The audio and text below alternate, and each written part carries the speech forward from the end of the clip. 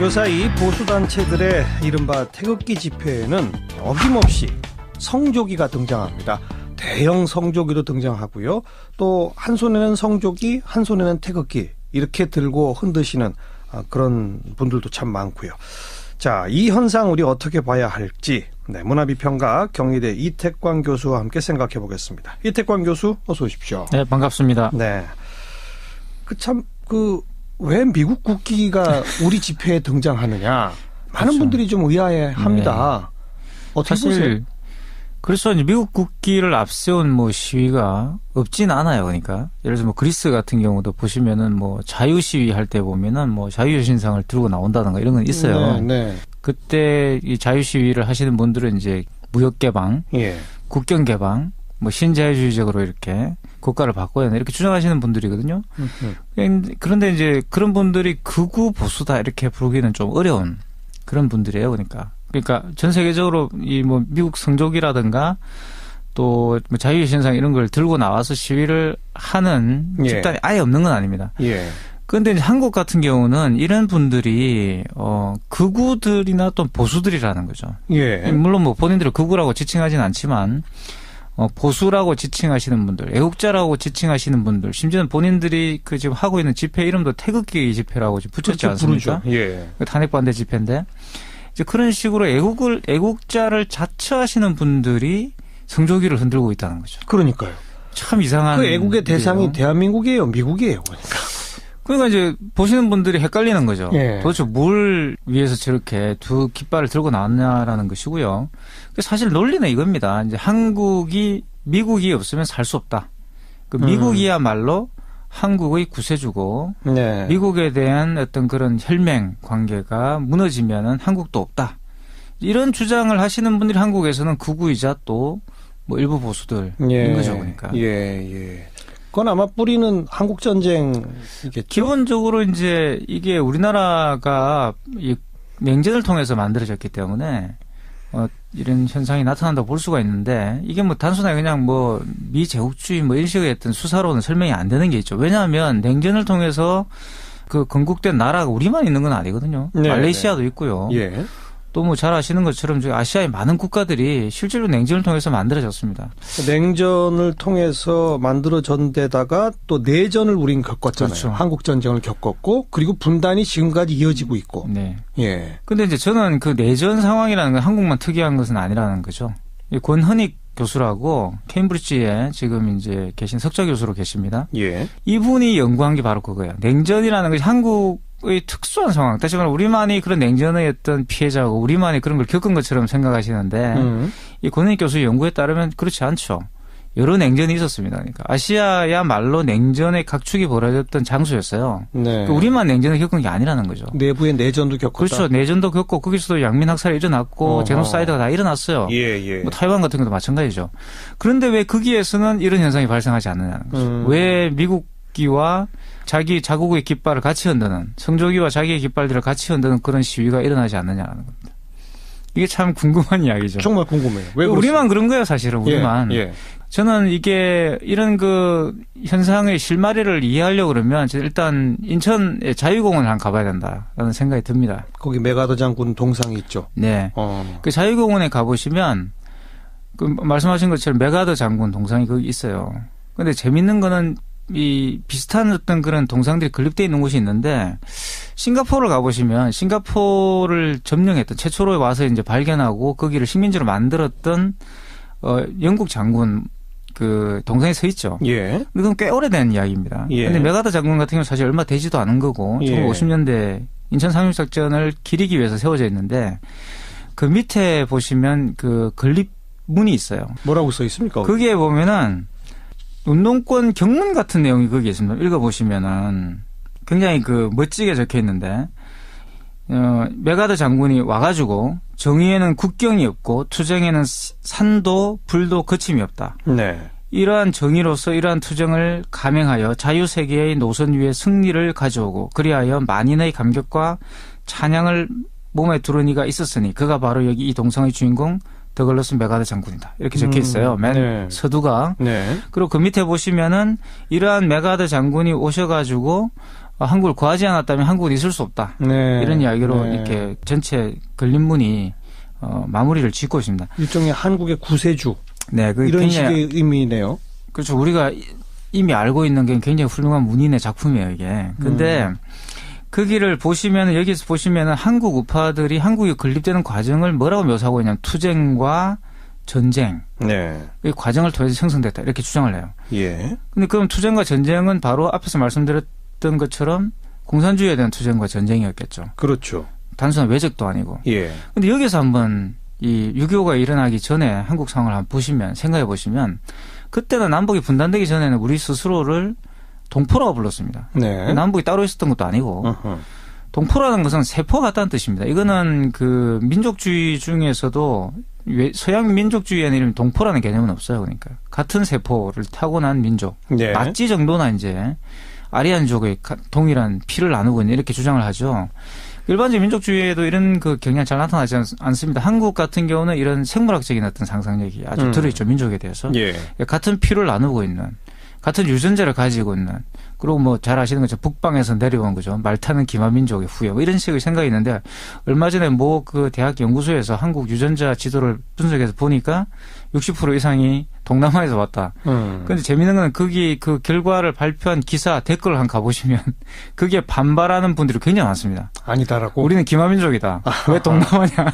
유전자 분석 결과 네, 부인하는군요. 그러니까 그렇습니다. 예. 그냥 그만큼 과학을 이제 부인하는 거죠. 왜 그런 일이 벌어지냐, 그만큼 신화적인 믿음이 강하다는 거예요. 네. 민족에 대한. 근데 한국 우파들은 그 이미지가 이제 메가더 장군으로 대표된 한국 전쟁인 겁니다. 근데 이 한국 전쟁이 뭐냐는 거예요.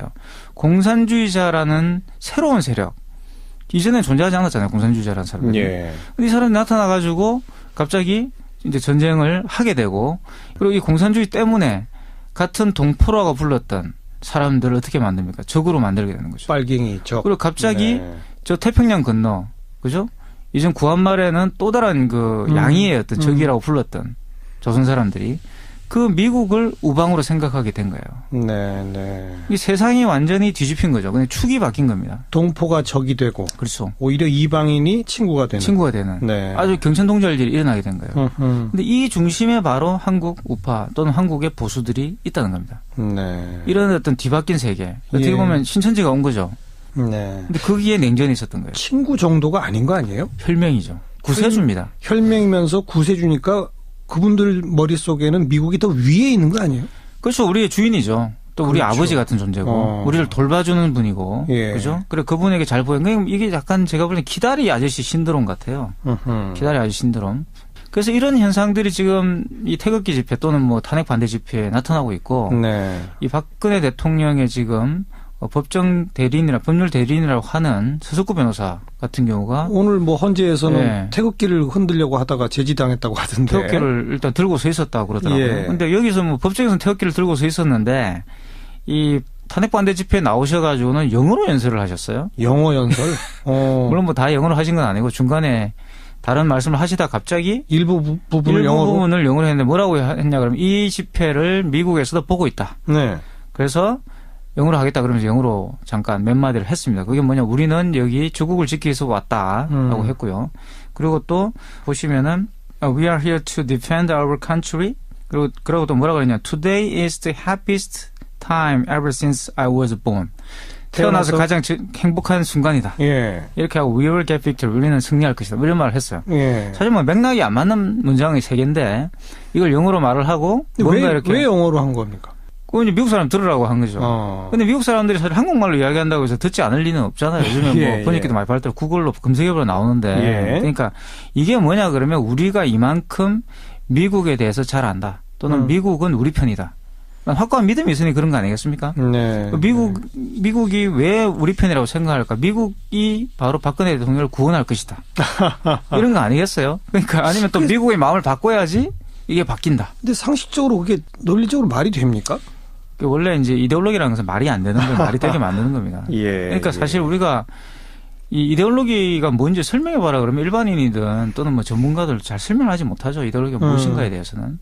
그러니까 정의는 할 수 있겠지만 그 이데올로기가 어떻게 사람을 바꾸게 만드는지는 현실로 볼 수는 있겠지만 그걸 설명해낼 수는 없습니다. 우리가 공산주의가 뭐냐 물어보면 사실 설명이 어렵잖아요. 그걸 연구하신 분이 아니고는.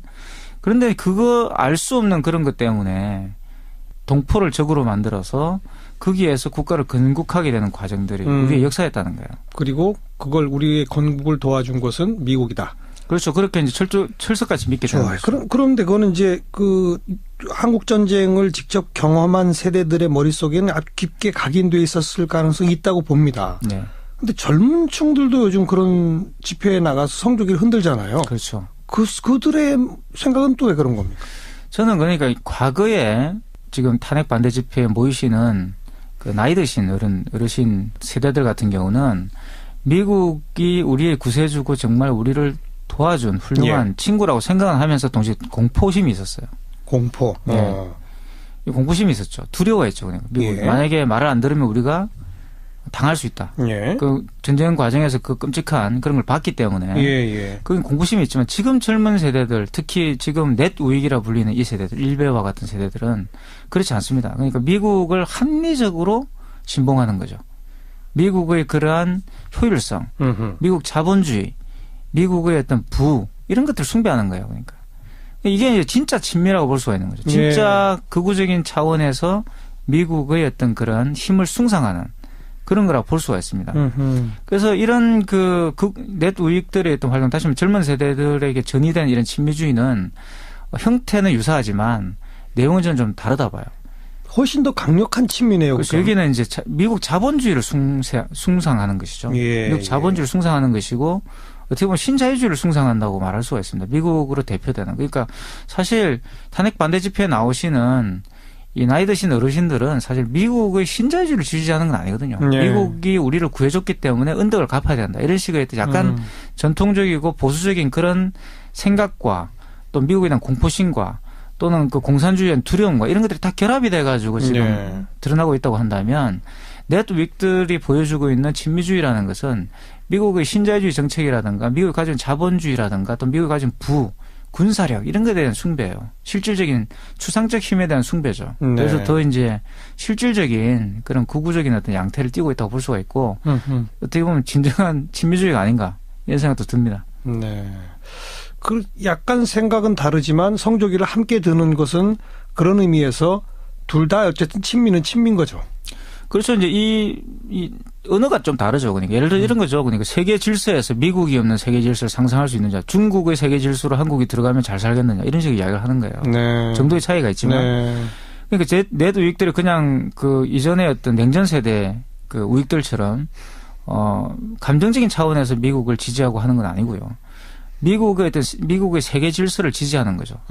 그리고 미국의 세계 질서가 붕괴하게 되면 무슬림 극단주의라든가 또는 북한을 비롯한 그런 테러 집단이라든가 또 중국과 같은 그런 패권주의가 부상할 것이고 거기 우리들은 손해를 끼칠 것이다. 그런 혼란기에 살기 싫다. 이런 또 마음이 있는 거예요. 그러니까 훨씬 합리적 언어로 이것을 설명하는 거죠. 이런 걸 근데 보수라고 부를 수 있나요?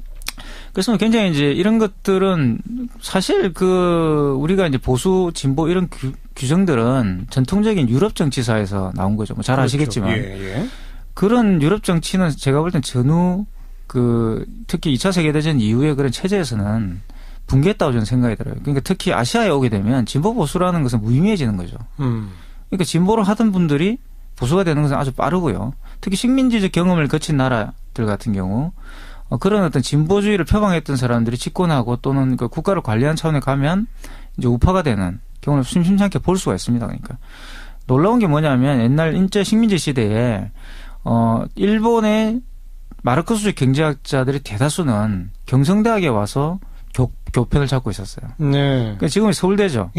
서울대의 많은 그 당시에 일본 교수들, 경제학과 교수들은 마르크스주의자들이었습니다. 좌파 학자들. 왜냐하면 자기 본토에서는 잡을 못 잡으니까.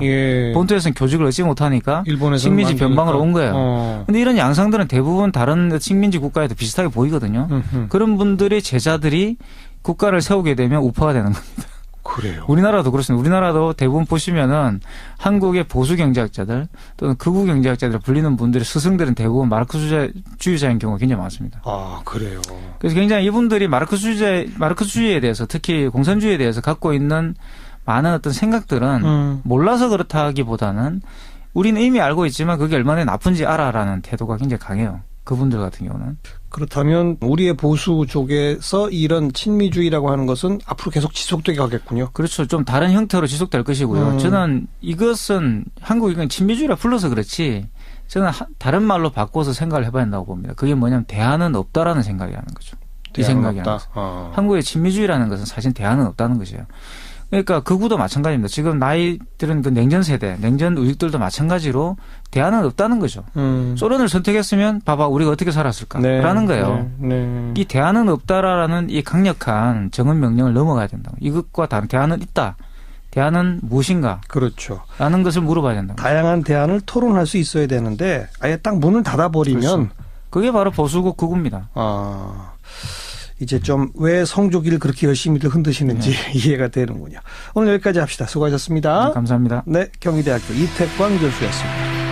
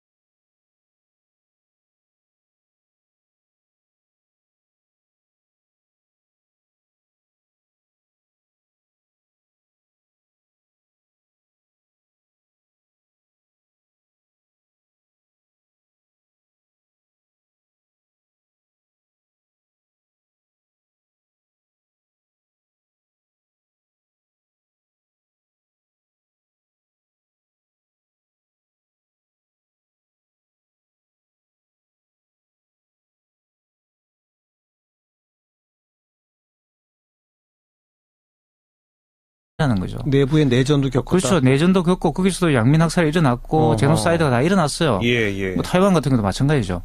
그런데 왜 거기에서는 이런 현상이 발생하지 않느냐는 거죠. 왜 미국기와 자기 자국의 깃발을 같이 흔드는, 성조기와 자기의 깃발들을 같이 흔드는 그런 시위가 일어나지 않느냐는 겁니다.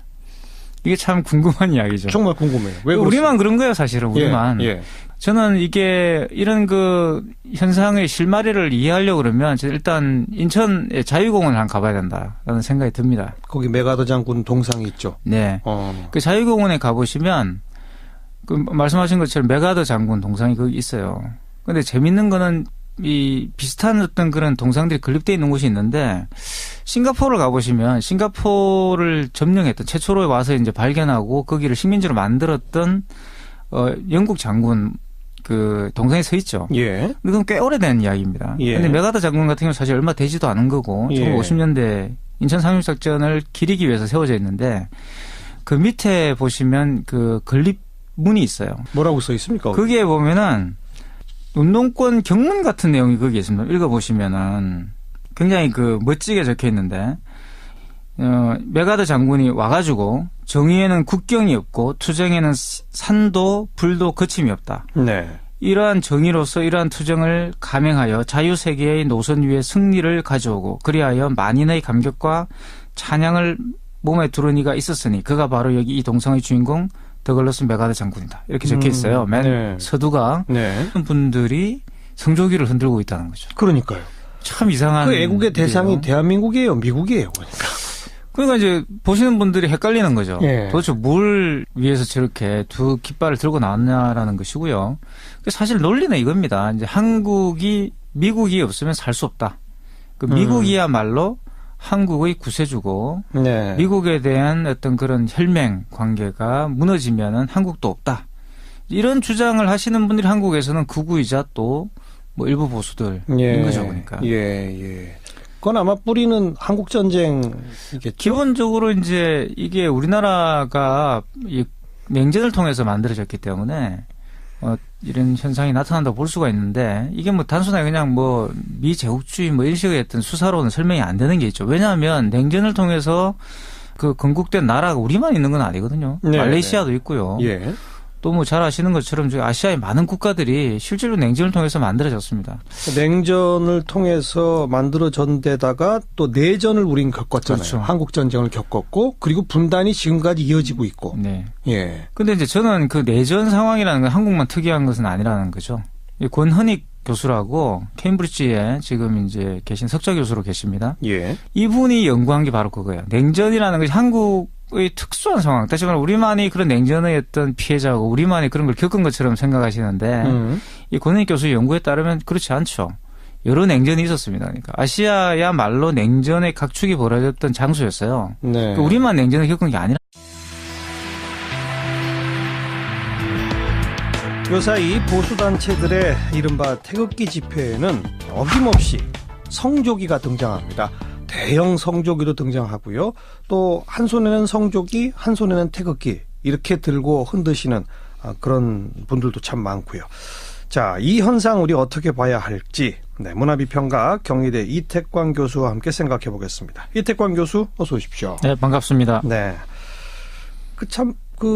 왜 미국 국기가 우리 집회에 등장하느냐. 많은 그렇죠. 분들이 좀 의아해합니다.